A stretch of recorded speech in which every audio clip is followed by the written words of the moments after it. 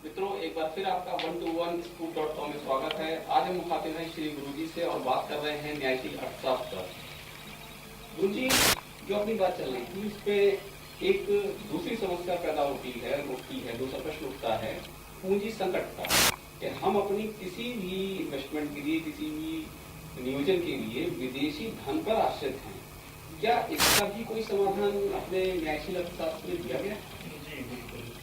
न्यायशील अर्थशास्त्र स्पष्ट रूप से दूसरी मौद्रिक नीति प्रस्तावित करता है, जिसमें कोई भी कैपिटल क्राइसिस पूरी तरह से समाप्त करने की कंप्लीट प्रणाली दी गई है। उसे कहते हैं संतुलित मौद्रिक तरलीकरण प्रणाली। इस मौद्रिक तरलीकरण प्रणाली के द्वारा किसी भी विदेशी अथवा देशी कोई भी विनियोग या ऋण, उधारी, किसी भी प्रकार की जो पूंजी के अभाव हैं और किसी भी माध्यम से उसे पूरे करने की जो चेष्टा चलती है, उसकी आवश्यकता समाप्त हो जाती है। बल्कि 100% विनियोग अपने देश में ही सुलभ हो जाता है। केवल इस मौद्रिक तरलीकरण प्रणाली को इम्प्लीमेंट करने की आवश्यकता है। इसमें सीधा सा सिद्धांत है कि कोई भी ऐसा संप्रभु राष्ट्र जो अपनी मुद्रा स्वयं जारी करने का अधिकारी है, वो इस मौद्रिक तरलीकरण प्रणाली को तुरंत अपना सकता है। कोई विलंब की आवश्यकता नहीं।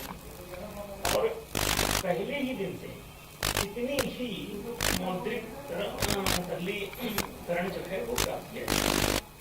मुद्रा तरल रूप में, गैस के रूप में अथवा किसी भी रूप में किसी भी संपत्ति के एवज में जारी होती है, उसके बदले में।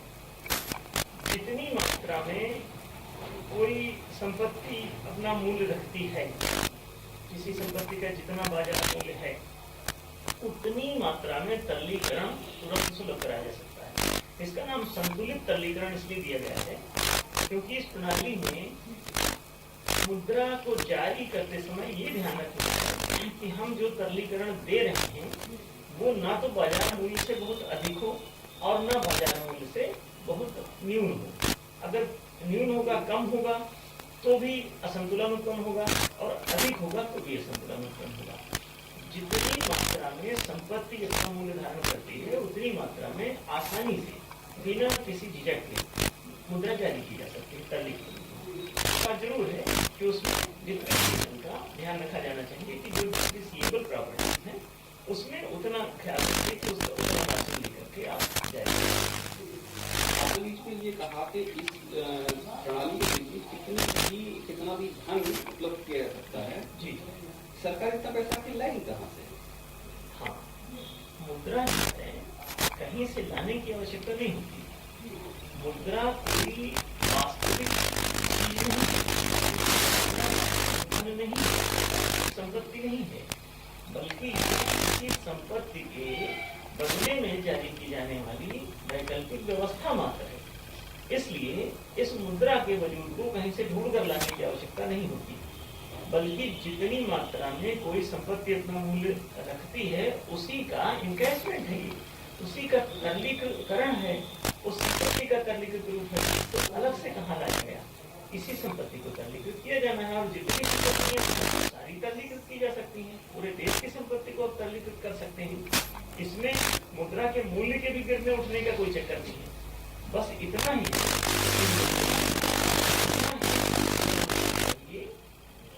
ही मात्रा में संपत्ति बाजार मूल्य धारण करती है, इसमें कोई विशेष सावधानी की आवश्यकता है। एक और समस्या उत्पन्न होती है गुरुजी के, इतनी सारी मुद्रा मार्केट में आ जाने के बाद में मुद्रा स्फीति की समस्या पैदा हो जाएगी देश में। ये इसका क्या नहीं, अभी मुद्रा स्फीति का जो कंसेप्ट लोग समझते हैं, अर्थशास्त्री समझते हैं, वो वास्तविक नहीं है। वो एक प्रकार से या तो वो जानते नहीं हैं, और या फिर जानते हैं तो उसमें कहीं ना कहीं कुछ उनके इरादे ठीक नहीं है, नीयत का प्रॉब्लम हो सकता है। कि जानबूझ करके ही गड़बड़ी उत्पन्न की जा रही है। मुद्रास्फीति का संबंध उस बात से होता ही नहीं है कि मुद्रा कितनी मात्रा में बाजार में जा रही है, बल्कि इस बात से फर्क पड़ता है कि मुद्रा वर्तमान जिस संपत्ति के एवज में जारी की जा रही है वो संपत्ति कितनी मूल्यवान है। यदि वो कम मूल्यवान है तो आप समझें कि आप अधिक मात्रा में जारी करेंगे उसके मूल्य से, तो उतनी मात्रा में वहां पे मुद्रास्फीति का खतरा उत्पन्न हो सकता है। इसीलिए इसका नाम तरलीकरण प्रणाली का संतुलित मौद्रिक तरलीकरण प्रणाली दिया गया है कि आप संतुलन बनाए रखें, आप बाजार मूल्य से अधिक मात्रा में किसी भी संपत्ति को तरलीकृत ना करें, लेकिन उससे बहुत न्यून भी करेंगे तो ये भी ध्यान रखें कि मुद्रा संकुचन कहलाएगा। तो मुद्रा संकुचन की स्थिति बदतर होती है, उसमें सभी नागरिकों को आर्थिक संकट उत्पन्न होता है। मुद्रा स्फीति से सरकार के लिए संकट उत्पन्न होता है कि सरकार अगर उतना पैसा रिकवर नहीं हुआ तो सरकार के ऊपर हानि हो सकती है सरकार को, मुद्रा जारी करने वाले संस्थान को। तो इसमें मुद्रा जारी करने वाला संस्थान इस बात का ख्याल रखे कि जितनी मात्रा में संपत्ति से बाजार मूल्य प्राप्त किया जा सकता है उतनी मात्रा में तरलीकृत धन उस व्यक्ति को दे दें जिस व्यक्ति की यह संपत्ति है, उससे कागज उसका प्राप्त करें और उसके बदले में आप मुद्रावली जारी करें। खासतौर से उस मामले में ज्यादा अच्छा हो जाएगा जबकि मुद्रा डिजिटलाइज होने पर मुद्रा छपाई के खर्चे और दूसरे तमाम बातों से भी छुटकारा हो जाता है। इसलिए बड़ी आसानी से निःशुल्क रूप से ये मुद्रा तरलीकृत की जा सकती है और ज्यों का त्यों बिना किसी शुल्क के, बिना किसी चार्ज के, बिना किसी टैक्स के, बिना किसी अधिभार के ये लोगों को तरलीकरण सुलभ कराया जा सकता है।